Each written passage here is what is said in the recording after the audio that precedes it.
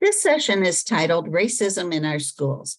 Our speakers are Representative Maurice West, who will discuss the Racism-Free Schools Bill, Ralph Martire, who will talk about how underfunding K-12 has implications for structural racism, and Dr. Amanda Lewis, who will describe how cuts to higher education have disproportionately affected Black and Brown people. Our first speaker, State Representative Maurice West, is serving his second term representing the 67th House District in the Rockford region. A Rockford native, Representative West serves as chairperson of the Bipartisan Legislative Ethics Commission, assistant floor whip within the Democratic Caucus, chair of the Ethics and Elections Committee, vice chair of the Mental Health and Addiction Committee, and is a member of 3 additional committees. Recently, Representative West filed HB 2049, the Racism-Free Schools Act. We'll join him as he is telling us why the act is important to him.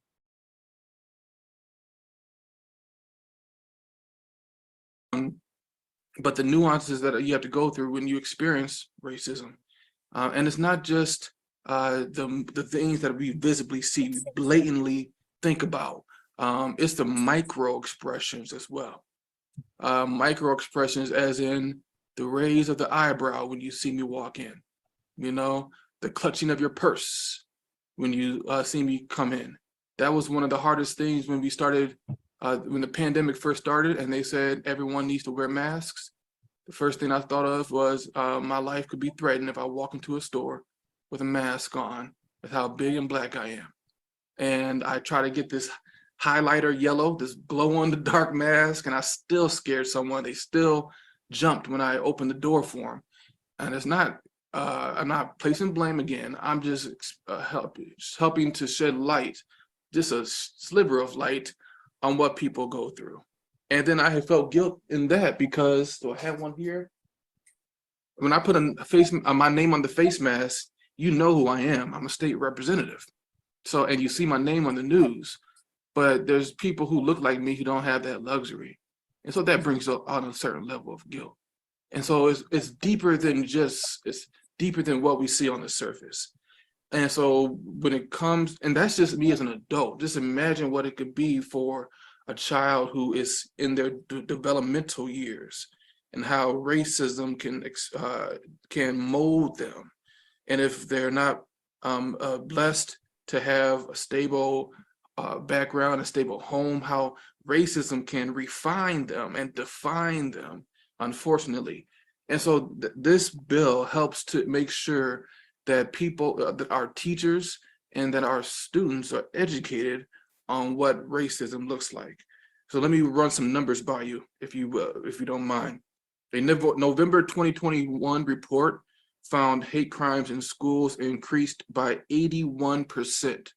From 2016 to 2018, and that 48% of incidents were related to racial identity, with an estimated 1.6 million students targeted by hate speech in a single school year. Another study recorded 5 racist incidents endured by Black students every day. And like I said, look, I just mentioned, this is part of people's lives. When in the heat of 2020, shortly after the killing of George Floyd, I was the League of Women Voters in Rockford invited me to speak on my lived experience, and I mentioned, and various other groups did too. And I always mentioned how you learn how to live life strategically. You have to learn how every step, literal step you make, could either be life or death. It could be a negative or positive reaction. And it's because of racism incidents that you experienced growing up. But one thing that I'm encouraged by, friends, when it comes to this piece of legislation, is that it was teachers who did the work to get us to where we are today. It was teachers who called me and said, we have a bill idea, and we think we want you to run this bill. And they came to me and said that in March of 2022, March of last year, Teach Plus polled 284 Illinois educators, about racial harassment in schools. And respondents of that poll agreed that racial harassment needs to be addressed. And that percentage of teachers who said that was 93% of teachers. They indicated that racial harassment was a concern in their schools, and 2/3 saying schools were doing little to respond. So that's what this bill does. It puts parameters in place that it requires schools throughout our state to educate and to figure out what the weak spots are when it comes to racial harassment and discrimination, and find ways to fix that most immediately. So let me give you, let me go back here and go deeper into what I'm mentioning right now. The movement of racism-free schools asks every school in Illinois to adopt a policy that defines unacceptable acts of racism. So now we're putting a definition to what it actually looks like. That helps schools to measure racism, clearly communicate reporting procedures that protects and empower victims. If you recall, yes, I did report the harassment that I received, but I did not feel protected after I did that reporting. This bill puts parameters in place to ensure that our students, that our babies, when they need to report, they also feel protected, knowing that their life's not in danger or that their education is not in danger. And it outlines a range of consequences for violations that educate, that repairs, and prevents future harm. Before I move forward, because I could also, if you so desire, I can go into the nitty-gritty of the bill, but I wanted to entertain any questions if there are any at this time. I'll give you a couple seconds. So, okay, if anyone has a question, you may raise your hand. We have a few minutes. If it's okay, Sharon Alter has a question. Can you give me the number of the bill again? Yes, ma'am. The on the House side is House Bill 2049. And 2049. I will put some links in the chat. Is there a Senate version too? Yes. Okay. Thank you. That Senate bill 90? Yeah, Is Senate it- Bill 90. Yeah.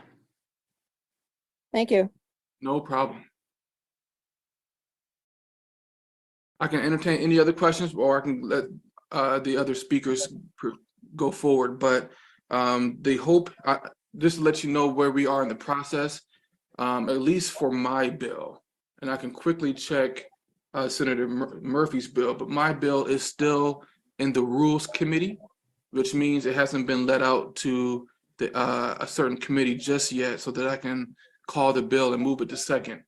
However, I have been picking up co-sponsors from colleagues, and we are still in conversations with the Illinois School Board of Education, the Illinois Board of Higher Education, and the Illinois Community College Board, along with the Attorney General's office.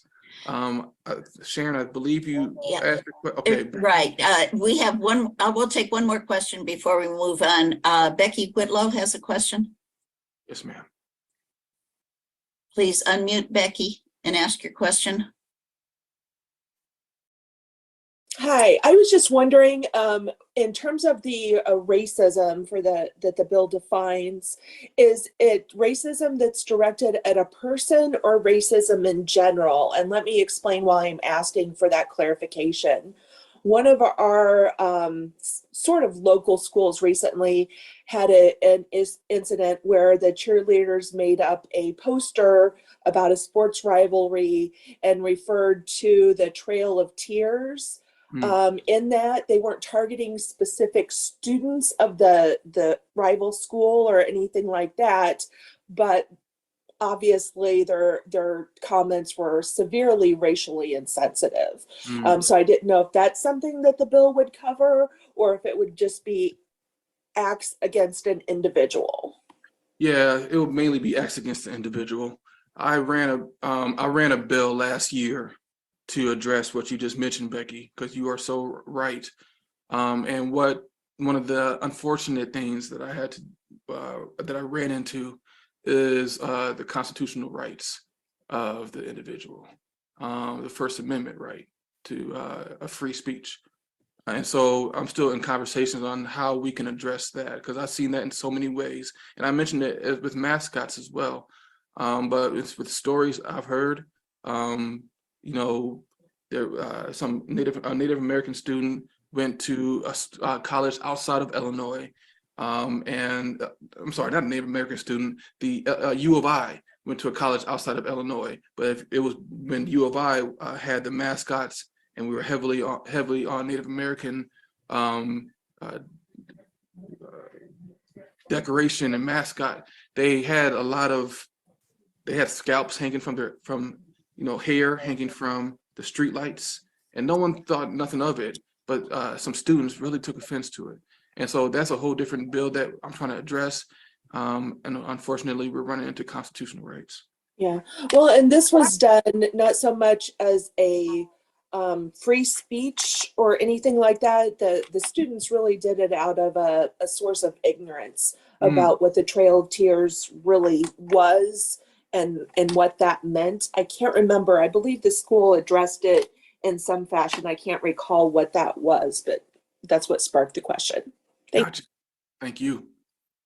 Okay, thank you very much, Representative West. I apologize for being asleep at the switch and turning on the recording, but okay, our next speaker is Ralph Martire. He's well known to the League members. He's Executive Director of the Center for Tax and Budget Accountability, a bipartisan think tank committed to ensuring that state, federal, and local workforce, educational, fiscal, economic, and budget policies are fair and just, and promote opportunity for all, regardless of race, ethnicity, or income class.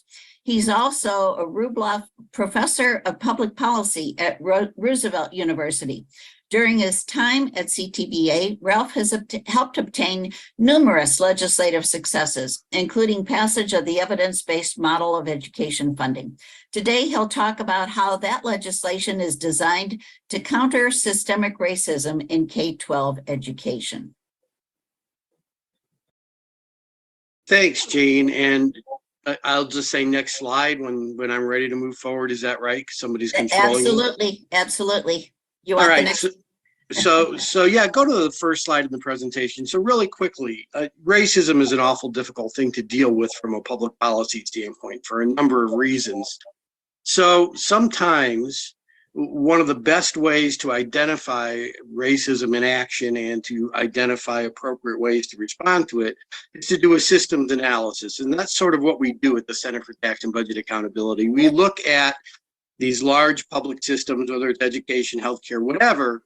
We analyze them to determine whether or not they are generating the outcomes they're supposed to generate, whether or not they're designed around best practices, or whether or not flaws in their design actually create problems or barriers for different racial or ethnic groups. And so our work on the evidence-based funding formula really came about because we identified structural racism was very much at work in the way the state of Illinois approached its funding for K-12 education.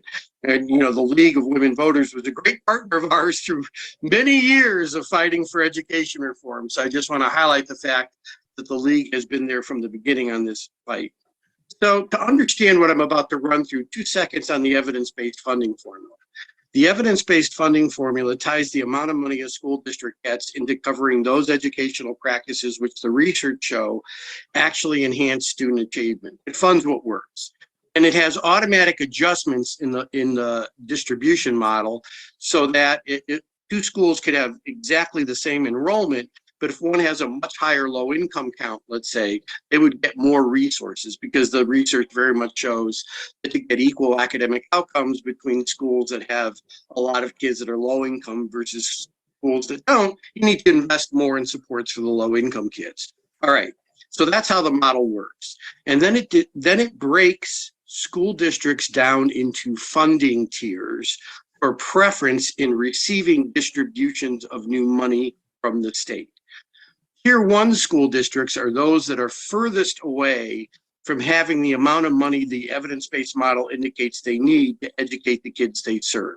That amount of money is just called the adequacy target. And tier 2 districts, obviously closer. They are between wherever tier 1 ends. The break off is dynamic, so it changes over time, and 90% funded. Tier 3 districts are between 90 and 100% funded, and tier 4 districts have 100% or more of their adequacy targets. So that's how the model works. You're considered fully funded under the EBF at 90% of your adequacy target. Why? We only look at your state and local dollars. So your federal dollars don't count. So if you have 90% of what the evidence indicates you need between your state and local money, the federal government funds anywhere between 7 and 9% of the cost of education, you're pretty much at 100%. So what this is showing you here, this first graphic, is the percentage of our student population that was in the different tiers. Note that in fiscal year 18, the first year of the bill, 19, 20, and 22, there is no breakdown for 21 because there was no new state funding in 21, so no tiers were developed. Over half of the state's students were in the worst funded school districts in Illinois, over half of total enrollment. Now, it looks like that changed dramatically in fiscal year 2023, the year we're in now, but it really didn't. What happened is CPS, which is by far and away the largest school district in the state, well over 300 students, moved from tier 1 into tier 2. That's all that happened here. So there really wasn't a dramatic change, and the primary reason CPS moved wasn't because of new state money, but because of new local money. So I'm going to mention that a couple of times as we go through this, but the big takeaway is 80% of our kids are in underfunded school districts, and most of our kids have historically been in the most underfunded school district in the state. Next slide, please. So now here's a breakdown of race and ethnicity going through fiscal year 2022. This is before CPS changed tiers by the different tiers. Notice that 69% of our African-American kids and 66% of our Latinx kids were in tier 1, the least funded, worst funded school districts in the state. And that was historically the case all the way through 2018, 2019, 2020, et cetera. Now, of course, that changed, next slide, please, when CPS moved into tier 2, and that's why you see this redistribution by race or ethnicity, but it's not like suddenly magically things got significantly better for a majority of Black and brown children.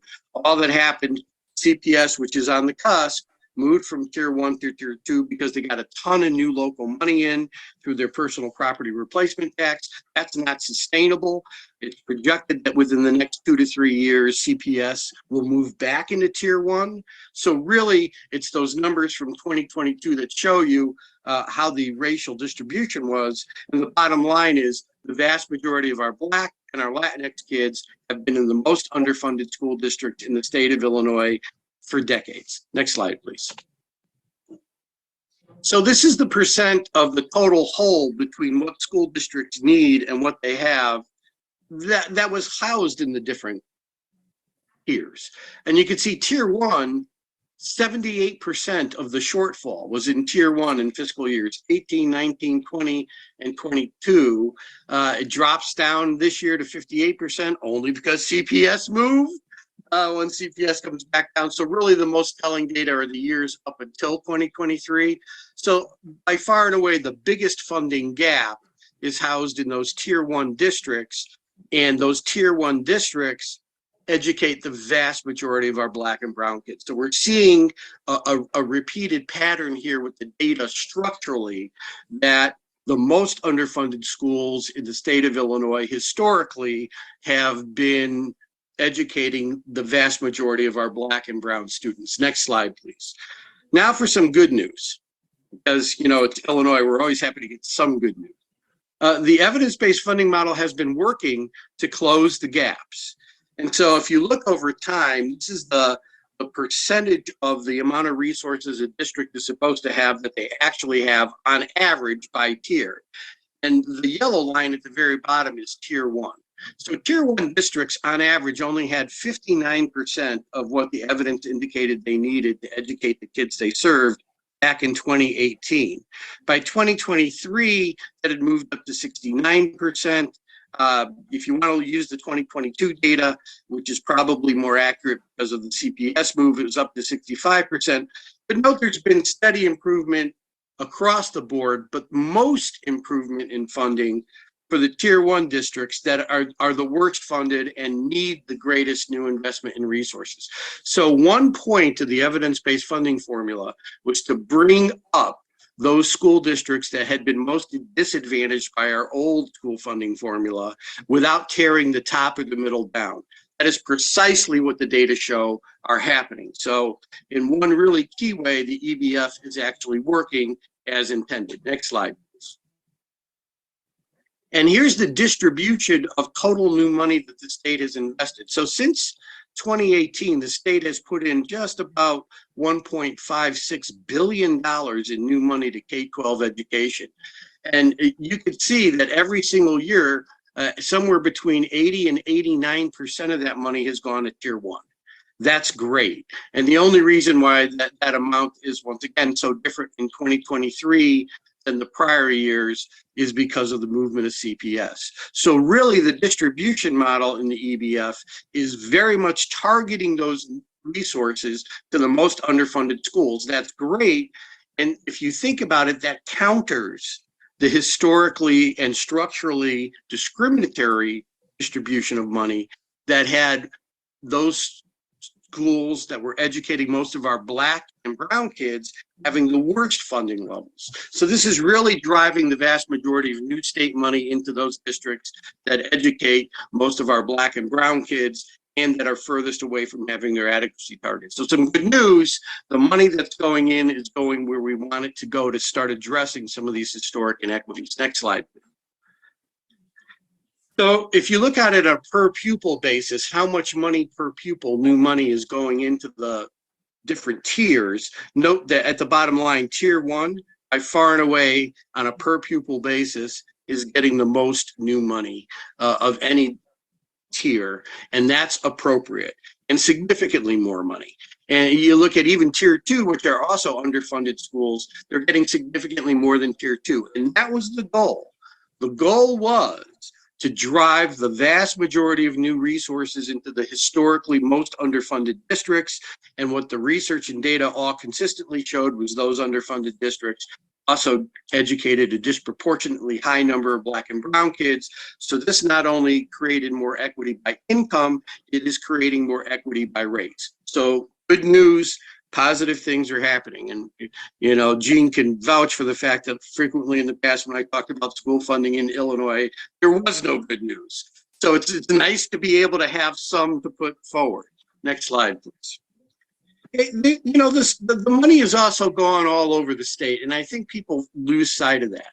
So this just shows you the distribution of new money that's gone under the EBF by major geographic region in the state. So CPS is so big, even though it's one district, it's its own region. And you'll note CPS is there in yellow at the bottom. It received 18% of the new money in 2018 and only 9% this year because it moved into tier 2, so it shared at a lower rate. And then the Cook County suburban Cook is in that kind of mocha light brown color. The collar counties are that orange color. And look at the blue. That's downstate Illinois, which I know oddly includes Rockford, as Rockford is not anywhere down, it is west, but that is how Illinois talks about things. Maybe we should talk to Representative West about getting more geography lessons in our Illinois schools. But the bottom line is most of the new money has gone downstate, and that makes total sense because the greatest percentage of total students being educated in Illinois are in the downstate region. So the model is working regionally from an equity basis as well as distributionally. Next slide, please. It's also driving the vast majority of resources to low-income students. So once again, this is just looking at the distribution of new money and the percentage share by two key categories, your low-income count and your English learner students. And you could see anywhere from 50 to 65% of the new money in a given year has gone to educate low-income kids, and pretty consistently 17%, once 18% of the new money has gone to invest in our English learners. So really meeting needs from an equity standpoint, we're getting a good distribution. Next slide, please. Now for the distribution of new tier funding by race and ethnicity. Now here you see some interesting numbers. Most of the new money is going to Latinx students, if you look at the top, that gray bar, and to white students. And then you see Black students are receiving about 17 to 21% of the new money over time. But this is aggregate share. What this doesn't adjust for is the actual number of students. And there are significantly more white and Latinx kids in the system than there are Black students. So let's go to the next slide. Whoop, I just clicked out of here. Sorry about that. So the next slide shows you the per pupil tier distribution. And here by race and ethnicity, you really see how the differential in the funding gap by race is being made up. Go to the very far right column. This is the average amount of new money per pupil that's gone in since the model has been implemented. So on average, annually, white students that are attending underfunded schools would see an additional $128. Black kids more, $191 per pupil. Latinx kids more, $221 per pupil. So what this means is the gap between the funding levels for white students and Black and Latinx students is closing under the EBF. This has never happened before in the history of Illinois. This is breakthrough. The EBF is actually closing the racial and ethnic funding gap that was created by our old system. And our old system, just to give you a little context on that, was the worst, most inequitable funding system in America. And I think the Education Trust even said, quote unquote, by far, when they did their last report that covered our old funding system. So it's quite a turnaround for Illinois with the focus of new resources going to actually close funding gaps by race and ethnicity. That's a really positive outcome to see. Next slide, please. So here's the aggregate funding gap or surplus by tier. As you can see, those tier 4 districts are the blue ones at the top that have more than what they need. Tier 3, just barely more than what they need. But the biggest gap remains in tier 1, but look how that's declined over time. So if you start in 2018, the first year the bill was implemented, and you have a very high gap of $4 billion in change.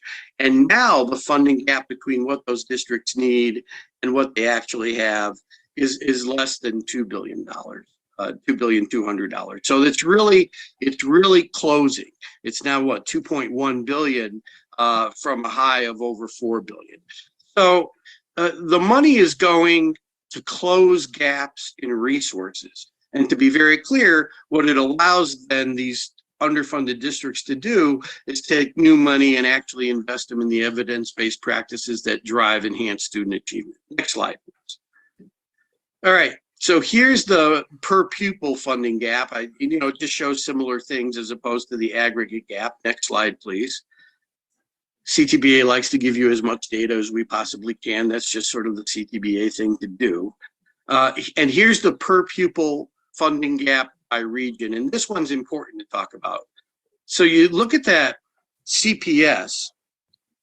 CPS it educates a significant portion of the Black and brown kids in the state. And it has consistently had the biggest funding gaps. It's that if you look at any one of these comparisons, fiscal year 2018 through 2023, it's that kind of yellowy, orange, yellowy, green color, whatever color you would call that, on the far left. The biggest funding gap per pupil. And then Cook County was next, and then the Collars, and then downstate. That changed in 2023. For the first time ever, CPS did not have the biggest funding gap, but it's only because of their local resources. That is not sustainable. Their gap will go back up over time, probably in the next 2 to 3 years, and they will revert to tier 1. Next slide, please. So here's the funding gap by race and ethnicity, and this is why it's so important that those gaps are being closed by the EBF. So let's focus on the data in the far left column, fiscal year 18. The average white student who's attending an underfunded school in 2018 was looking at a funding gap of $2,766 per pupil. The average Black student, a gap that was $1,000 greater, $3,770 per kid. Average Latinx kid, even greater than that, $3,900 per kid. And so the greatest funding gaps per pupil were experienced by children that were Black and brown. That's structurally racist. And what's great about the evidence-based funding formula is it allows us to isolate data like this where the old formula could not. That was the inherited, really discriminatory legacy of our past funding practices. Now go all the way up to fiscal year. It says 2022. It really should be 2023. That's a typo. There is no 2021. So fiscal year 2021 on this should be 22. 22 should be 23, and there is no 21 because there was no care funding that year. But look how much that gap has closed. So now in 2023, the far right, the typical white kid attending an underfunded school sees a gap of $2,372 per student. But the typical Black kid, $2,600. Still more, but significantly closer to being on par with where white kids are. And that's how the system should be. There shouldn't be inequities by race in the allocation of money. And, you know, it's not as if this didn't matter. So for generations in Illinois, we've had these funding gaps by race. So even though most white students in Illinois attended underfunded schools, most Black and brown Latinx kids attended schools that were even more dramatically underfunded. And that's for generations. And you ever hear you get what you pay for? So for generations, we not only underfunded K-12 education in general, we really singled out Black and Hispanic children for particularly poorly funded educations. So when you look at comparative outcome data on things like the NAEP scores, which are the respected national exams, which are really some of the best standardized tests, you see huge differentials in performance between white children on the one hand in our state and Black and Hispanic on the other. The most recent 8th grade math scores, for instance, you saw white children succeeding in the 42-43% rate at or above standards, only 14-15% for Black kids and 24% for Hispanic kids. Well, if you've underfunded their education, the education of the Black and the brown kids, at a far worse level than you underfunded it for white kids, and you did this for generation, you put them at an educational disadvantage. That will certainly show up in your NAEP data and your other outcome data. It has, and this is why fixing the funding so that it is truly equitable and provides every student the resources they need to succeed academically is so important. It really makes a difference. Next slide, please. All right, so this is the total aggregate amount of per pupil funding by low income quintile. So what's that mean? We took all the school districts in Illinois and divided them into quintiles based on the percentage of low-income kids they educate, other than CPS. We pulled CPS out because it's unique and it's on its own. And so this is how the money has been distributed to all school districts in Illinois since the EBF has been in place. So go to the far left. That's low-income quintile 1. So these schools have somewhere between 0 and 22%, low income concentration. And the red bar shows you how much money they got in new tier funding. Then go to the next quintile, school districts between 22 and 36% low income. Go to the next quintile. You can see as the concentration of low income students goes up, so does their share in the distribution of new money from the bill. So overall, and this is the language that's there in the side of the slide, $824 million, or 53% of the $1.6 billion in new tier funding, has gone to school districts that have student populations that are 58% or more low income. once again, the direct reverse of what was happening under the old system, and really addressing historic inequities, not just by income, but because of the distribution of Black and brown students by race and ethnicity as well. Next slide. I think that should be it, actually. And that's it. And I'm sure you have no questions about that at all. I tell you what, Ralph, what I'd like to do is give Dr. Lewis a chance to speak, and then we'll open it up to questions for everyone, if that's okay with you. That's perfect. Dr. Lewis is brilliant. Okay, so our final speaker is Dr. Amanda Lewis, Director of the Institute for Research on Race and Public Policy and College of Liberal Arts and Sciences, Distinguished Professor of Black Studies and Sociology at the University of Illinois in Chicago. Her research focuses on how race shapes educational opportunities and how our ideas about race get negotiated in everyday life.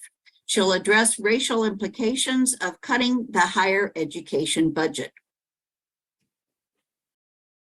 Thank you very much. Can you see my slides? Everything look okay? Yeah. Okay. So I want to thank everybody for the invitation. I want to thank Ralph. I'm going to show you some more of Ralph's data in a minute, and thank Representative West for this conversation. So I've been studying racial dynamics in schools for 25 years now, and a lot of that work has actually been on ethnographic research inside of school buildings, working to understand how race shapes school experiences and how schools shape young people's understandings of themselves and others.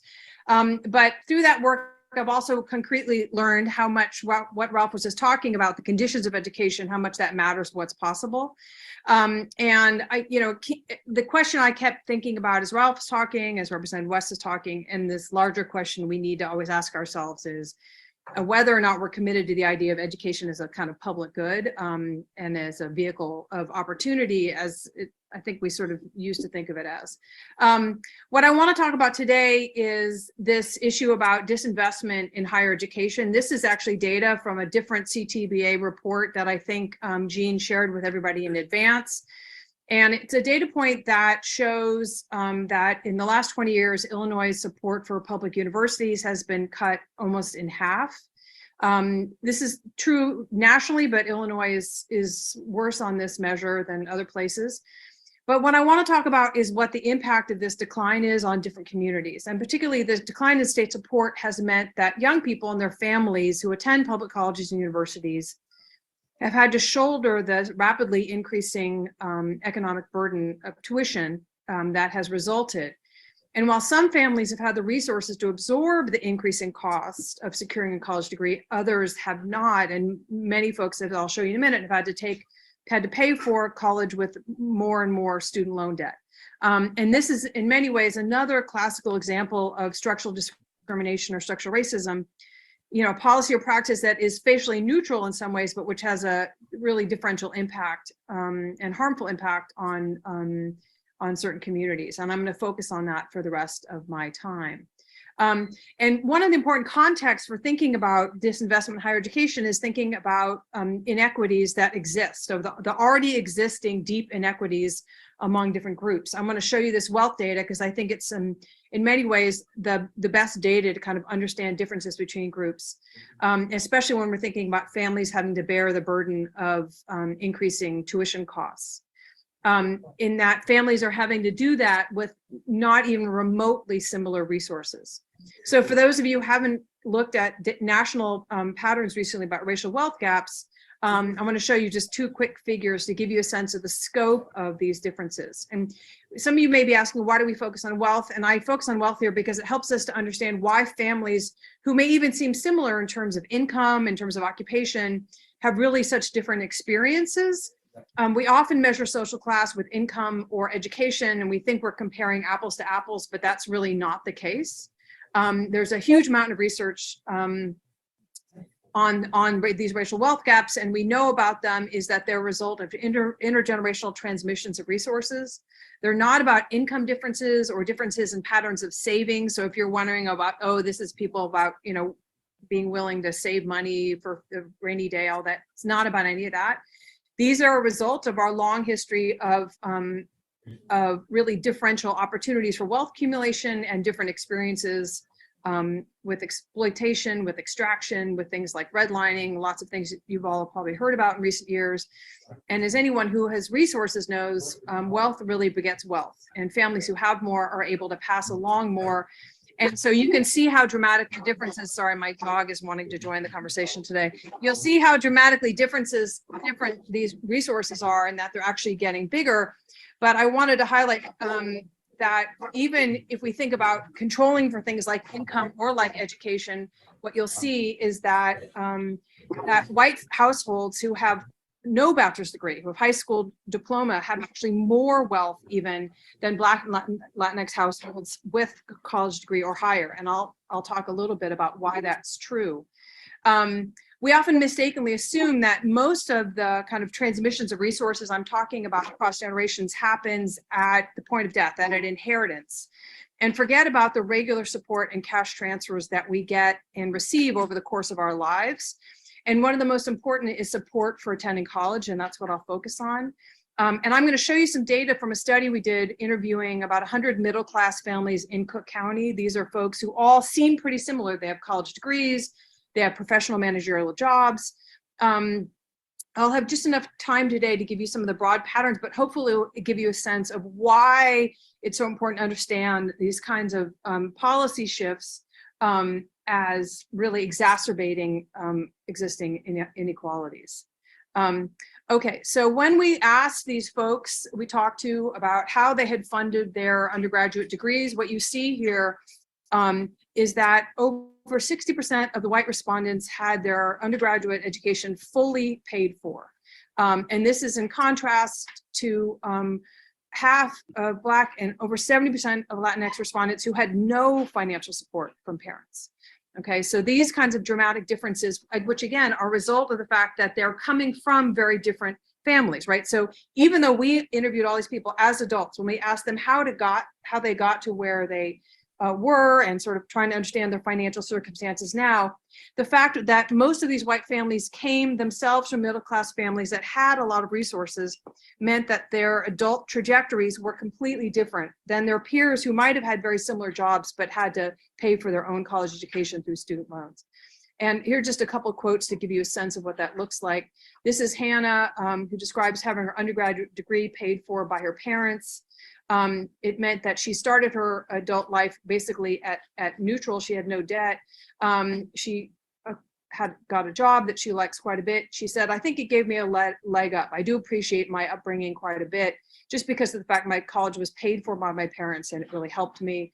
This is one other example of Regan, who said, my grandparents pay the tuition, my parents give me money for rent, food, I didn't work at all. Again, just kind of reiterating over and over again, this kind of pattern of having it paid for. And this is in deep contrast to folks we interviewed like Imani, I could give you lots of others, who described for here, both for her and for her husband, that they went to college. Their parents were very supportive of their education, but they weren't able to help them. They couldn't help them with paying for college. And as she kind of alludes to here, they couldn't help after college much either. They couldn't help us with their wedding. They didn't help us with any of those kinds of things. So these are the stories of this 50, 70% of folks who had no financial support from their parents. And the consequences of this for their adult lives are dramatic. And we have lots of evidence about having high levels of student loan debt in terms of what it does to your financial stability and capacity to invest in the future. This is Salvador, who describes managing a student loan debt as juggling. He said, it's just juggling. It's obviously damage control because I'm not building well. I'm just trying to juggle the debt. Or as another respondent we interviewed, Jasmine, said, paying student loan debt is like taking water out of a bathtub with a syringe. She's somebody who had been paying on her debt for over 10 years, but there had been absolutely no change in the principal, right? She'd just been paying the interest from month to month because she was trying to juggle all her other bills. She actually spoke about it was kind of a mystery to her as she was a school administrator. And she said, watching her peers like buy homes and do all this investing and stuff. And she kind of wondered, how did they do it? Because, she was working very hard to pay her bills month to month. And she said she finally realized it, it's very different if you're 25 and you graduate from college with no student loan debt and your parents give you the down payment on your first house. And that sets you totally differently than a 25-year-old with student loan debt and not having any financial backing or safety net. And so your first job out of college, you're paying all the bills. And she was exactly right. It wasn't just that, as I said, these financial transmissions were importantly about paying for college, but they weren't just about paying for college. So almost 60% of the respondents we talked to, white respondents we talked to, had gotten help for a down payment, so for buying their home, that sort of thing. And as the research on wealth will tell you, it's not just that folks were having resources coming in, it's also the patterns of resources going out. So even though the Black and Latinx households we talked to were much less well off than the white households, they were within their own family networks among the best off. And so, in fact, they were not only not having resources coming in from their families, but were often a source of support to their families in lots of different ways. So you see here the exact opposite patterns again, with 70% of white respondents saying they had not provided any financial assistance to family members, and whereas 70% of Latinx households and 73% of Black households had, right? So again, the money going in versus money coming out.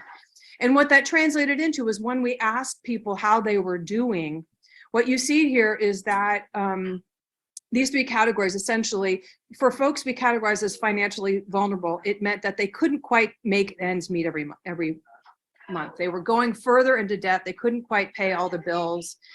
Whereas those who were treading water, made ends meet. They were able to pay everything, but they didn't have anything left over to save, versus the stable families. And you see here almost 60% of white households actually able to save for the future. The consequence of this, as you can see for the next generation, is that 72% of white households we interviewed had solid college savings accounts for their children already set up, whereas almost 60% of Black households and almost 90% of Latinx households had not, right? So you can see this kind of moving into the next generation of how when we shift the cost of things like higher education to families, what happens is that existing inequalities in resources just get exacerbated across the generations. And it really has that impact that Ralph was talking about earlier in terms of really impacting these communities quite differently.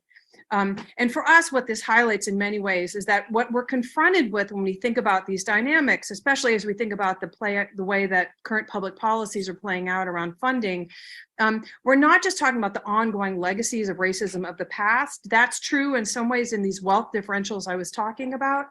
But we're talking about ongoing issues of the present, right? The full brunt of policy shifts, which function, as we say here, as a retreat from a commitment to the public good. And these policy changes make life harder for working families, but particularly those disproportionately Black and Latinx families who don't have reserves of wealth to protect them during tough times or to help them secure a better future.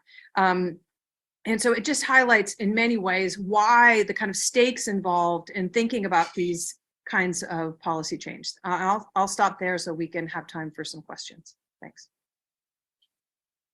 Okay, thank you very much.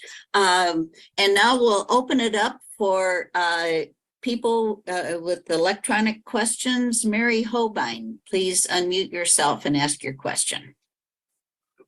Thanks, Jean. When I was going to college back in the Stone Age, I went to state universities here in Illinois, and the tuition was totally reasonable. I had no student debt, and my parents did not pay any of my expenses. That's not possible now. The tuition has skyrocketed. Why is that, and what can we do about it? Well, I'll say a few things, and then I'm going to let Ralph jump in here also, because I know he's been looking at the numbers. So I think part of the other reason, and Mary, thank you for that question, and I want to just kind of give some long-term context. Part of the other way that we might think about this is that when you look at graphs of tuition rates, which are kind of obviously opposite of the graphs of state support for higher education, those graphs also map onto the increasing diversity of colleges and universities. And I'm not saying these things have happened deliberately, that there's intent behind it. What we see is, okay, Ralph, you may have to jump in sooner if this dog doesn't stop barking. But that essentially states have supported colleges less and less. And so what happens is universities really have had to depend on tuition to cover, to breach that. And it just means that families have to cover the difference. And as you point out, Mary, it's true, it's hard on everybody, but it's true that like if we look at Black and Latinx households just in the city of Chicago, 30% of them have zero or negative net worth. That means there's no extra, right? So it's hard on every household, but the degree to which some families have reserves to kind of cover these differences is really dramatically different. Ralph, I'm sure you want to jump in and say something. Yeah, Illinois has cut its grants for higher education from the general fund in real terms by about 45% since the year 2000. I mean, funding levels from the state have dropped precipitously over that period of time. And so that's created a flip-flop in public universities' reliance on, I have a bad cold, in reliance on tuition. So back in 2003, 2004, when the state was still adequately funding the cost of higher education from state grants, tuition and fees only accounted for roughly 25% of all revenue at the university level. State funding accounted for 74%. By 2021, those numbers had pretty much flipped. And so in Illinois, tuition and fees were covering close to 70%, and state grants were down in the low 30s. And so the bottom line is, of course, tuition and fees have gone up ridiculously if state funding goes down. And this is why, what the state does with investing in higher education absolutely matters. And it matters just not generally. I think Amanda has made this point brilliantly. It matters not just across income lines, but across racial lines. And this disproportionately has harmed Black and brown students as they tried to pursue secondary education careers. And that harms them in the current labor market, where 63% roughly of all new jobs require a college degree. So, you start connecting the dots. While my opening comments were, it's really hard to talk about racism. It's an emotional issue and all that, but it becomes a lot clearer how structurally racist the system has been, creating inequities that disadvantage Black and brown folks. And the data are the data are the data. So if that's what's happening with these public systems, there's a compelling case that we all have a stake in fixing them and eliminating this, so that, as my grandma Tusio used to say, everybody do better when everybody do better. If everyone starts earning a little bit more, the whole economy does better and the state does better. So I really think we can take a lot of the hyperbole out of this discussion and focus on the actual inequities Black and brown folks have had to face for generations and fix them. One question we got is, are there inequities facing the Asian population, and where is that tracked? So I'll just say a few things. The wealth data, the different ways we collect wealth data are a little harder with smaller populations. We did some work recently looking on Asian Americans in the Chicagoland area, and what you see is quite differential trajectories. So you really have to pay attention to diversity within the category of Asian Americans. So there are some groups that are doing quite well socioeconomically in terms of education, all those things, whereas other groups are on the lowest. So we among Asian Americans, national origin groups, some are at the highest end, they're the most educated, and others are among the least educated. So you really have to differentiate that category. There is some data about wealth gaps. It's not as good in terms of the quality, just like I said, again, because of population size. But I do want to throw in, we often think of Asian Americans as a highly educated group and assume that that's about dynamics within the US context. But when we look at the data, 2/3 of the Asian Americans in the Chicago metropolitan area are foreign born. And it's really folks who are coming in because of our immigration laws, coming in with college degrees. It's not that they're necessarily,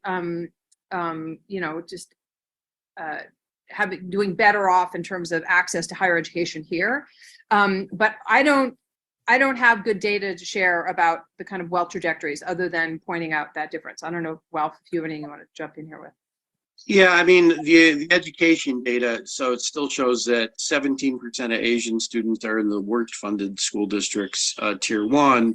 Another 42% are in tier 2, the second worst funded district. So that's 59% of the Asian population attending underfunded districts, which I think the other data here is really, I think, supports what Amanda said. 30% of Asians are in tier 4 districts, which are the best funded districts, and another 10% are in tier 3. By far and away, the greatest percentage of any one ethnic or racial group is the 30% of Asians in tier 4. For example, only 21% of whites are in tier 4. So there is some real stark differentials within the Asian population. That really does merit some study and some understanding. And I think the second thing is that even though a good portion of the Asian populations are in good schools, are earning good livings, there's been renewed discrimination against Asians for other reasons in America recently. And so that's just a different issue that needs to be addressed, I think, intelligently and in a different way.